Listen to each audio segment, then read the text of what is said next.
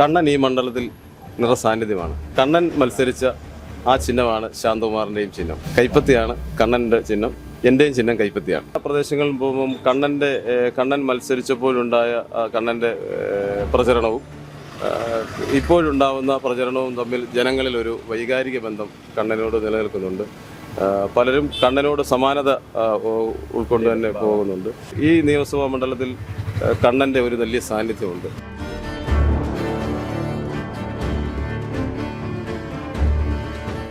നമസ്കാരം. മറുനാടൻ മലയാളിയുടെ election survey team ഇപ്പോഴുള്ളത് അടൂർ നിയോജകമണ്ഡലത്തിലെ മണ്ണടിയിലാണ്.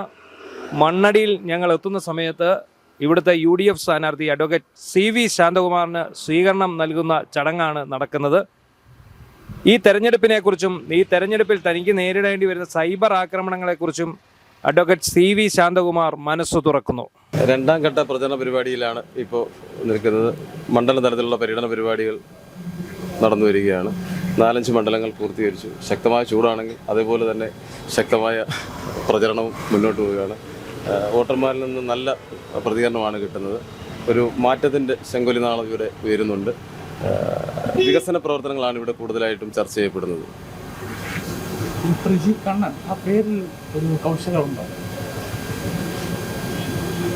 സ്ഥാനാർത്ഥി എന്ന നിലയിൽ ഒരു സ്ഥാനാർത്ഥിയുടെ പേരിനെ നമ്മളങ്ങനെ പരാമർശിക്കുന്നില്ല.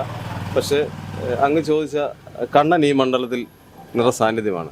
കണ്ണൻ ഉയർത്തിപ്പിടിച്ച, കണ്ണൻ മത്സരിച്ച ആ ചിഹ്നമാണ് ശാന്തകുമാറിൻ്റെയും ചിഹ്നം.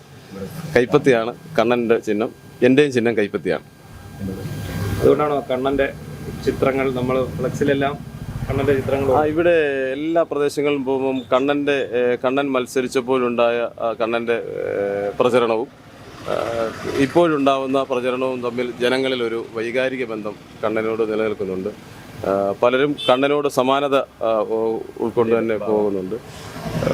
കൺവെൻഷനിൽ AICCയുടെ general secretary Shri KC Venugopal കണ്ണൻ്റെ അച്ഛനെ ക്ഷണിച്ചു. അച്ഛൻ കൺവെൻഷൻ വന്നിരുന്നു.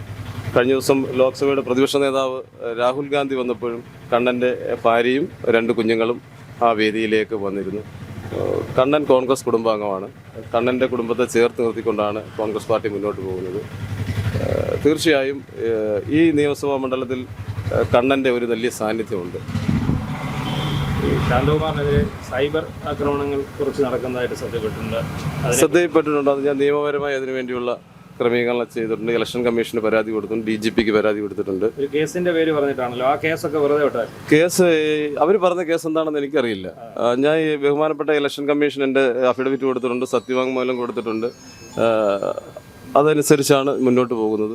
നിലവിൽ എനിക്ക് യാതൊരുവിധമായ ക്രിമിനൽ കേസുകളോ മറ്റു കേസുകളോ ഒന്നും നിലവില്ല. ഞാൻ പത്തനംതിട്ടയിലും അടൂർ കോടതികളിലും നിലവിൽ ബാർ അസോസിയേഷനിൽ അംഗമായി, പത്തനംതിട്ട ബാർ അസോസിയേഷൻ മെമ്പറായി കൊണ്ട് പ്രാക്ടീസ് ചെയ്തു വരുന്ന ഒരു അഭിഭാഷകൻ കൂടിയാണ്. അതുപോലെ മുൻ കോൺഗ്രസ്സുകാരനാണ് എതിർ സ്ഥാനാർത്ഥിയായിട്ട് NDAക്ക് ശക്തമായ സ്വാധീനമുള്ള ഒരു മണ്ഡലമാണ്. എങ്ങനെ വിലയിരുത്തുന്നു? പ്രതാപൻ കഴിഞ്ഞ തവണയും മത്സരിച്ച ആളാണ്, എങ്കിൽ പോലും കോൺഗ്രസ് പാരമ്പര്യമുള്ള ആളാണ്. ഇല്ല, അങ്ങനെയൊന്നും കാണുന്നില്ല. മത്സരങ്ങൾ മത്സരിക്കുന്നു എന്നുള്ളതാണ്. അല്ല, കോൺഗ്രസ് പാരമ്പര്യം അങ്ങനെ ഉൾക്കൊണ്ടതായി പ്രചരണത്തിൽ അങ്ങനെ കാണുന്നില്ല. ഇല്ല. അപ്പോൾ ഈ കോൺഗ്രസിന്റെ വോട്ട് അങ്ങോട്ട് പോകുന്നുള്ള ഭീതിയൊന്നും ഒരിക്കലുമില്ല. കൈപ്പത്തിക്ക് അനുകൂലമായി തന്നെയാണ് കോൺഗ്രസിൻ്റെ ജനാധിപത്യ വിശ്വാസികൾ വോട്ട് നൽകുകയുള്ളൂ.